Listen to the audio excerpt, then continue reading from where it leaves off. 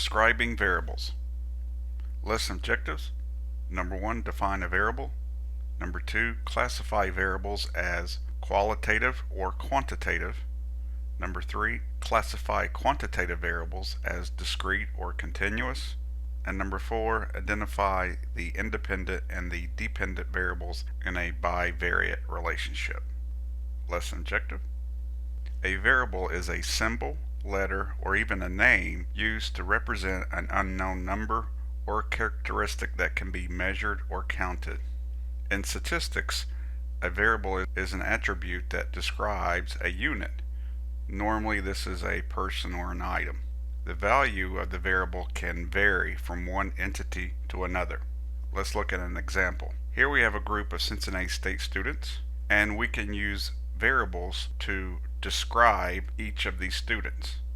We could use age, we could use height, we could use gender. So the idea is variables help describe, in this case, a Cincinnati State student. For example, age, gender, height, shoe size, number of tattoos, relationship status, and party affiliation are examples of variables from the MAT 131 student survey. The data from the survey questions are variables as the results vary from student to student. Usually, data is stored and presented in what's called a dataset, and a dataset is made up of variables measured on units. Generally, each unit, and that can be an individual or a case or an item, makes up a row in the dataset, and each variable makes up a column. So let's look at an example. Here we have the student survey from the fall 2012. Each row is a certain individual student or case, and each column is a variable. Lesson objective.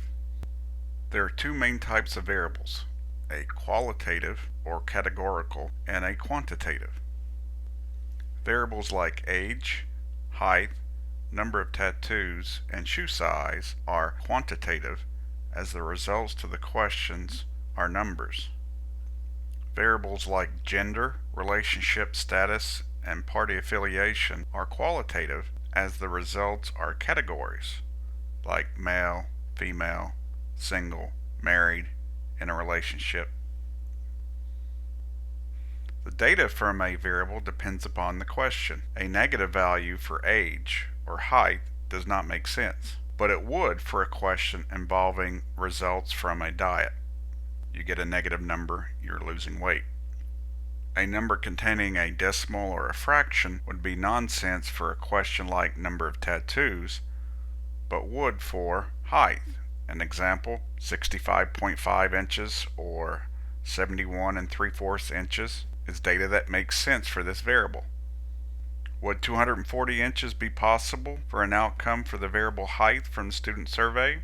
Well, 240 inches is equivalent to 20 feet tall, so that would not be a possible outcome for this variable. Same way for 8.5 inches.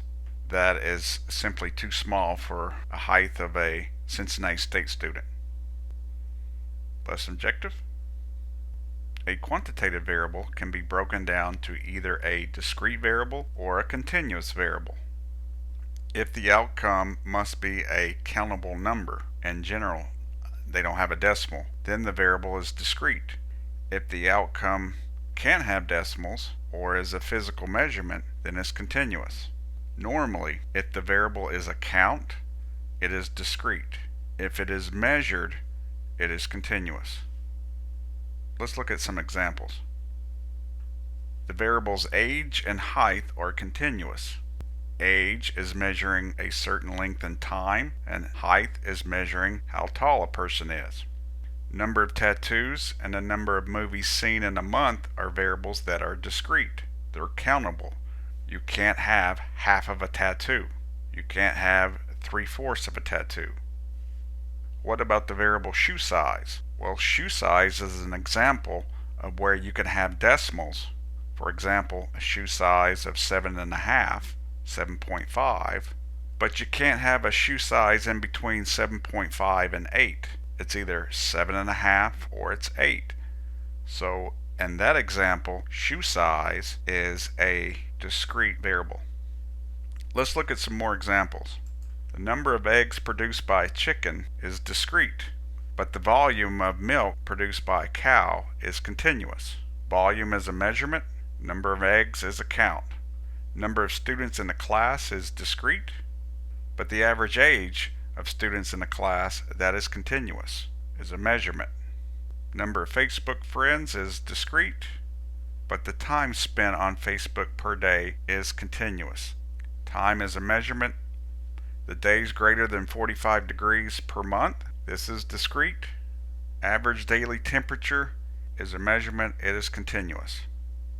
The number of votes in an election, that's a countable number, that is discrete. The number of minutes it takes to vote, that is continuous. Number of rooms in a building is discrete. The surface area on the first floor of a building, that is continuous. Area, volume, height, time, all these are measurements. Therefore, they're continuous. Lesson objective. A variable is not only something that we can measure or count, but it is also something that we can use to predict another variable.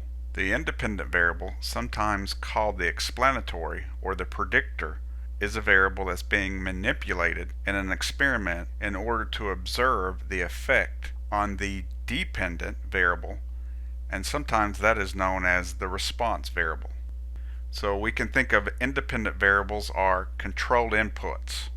The dependent variable is the output or the outcome resulting from these changes in the inputs. So the independent variable is the variable that we can control, and the dependent variable, the response variable, is the thing that we're measuring, the output. Let's look at some examples. The more time spent on social media, the less they read books. We have two variables here, the amount of time spent using social media and the number of books they read. In this case, the independent variable, thing that we can change, would be the amount of time using social media. That is going to have an effect on the number of books, the dependent. Drinking energy drinks may make people more aggressive. We have two variables here. The independent variable here would be the number of energy drinks. The dependent would be the aggressive behavior. How did that change? The behavior change based upon the number of energy drinks. Eating breakfast may increase the ability to learn new material.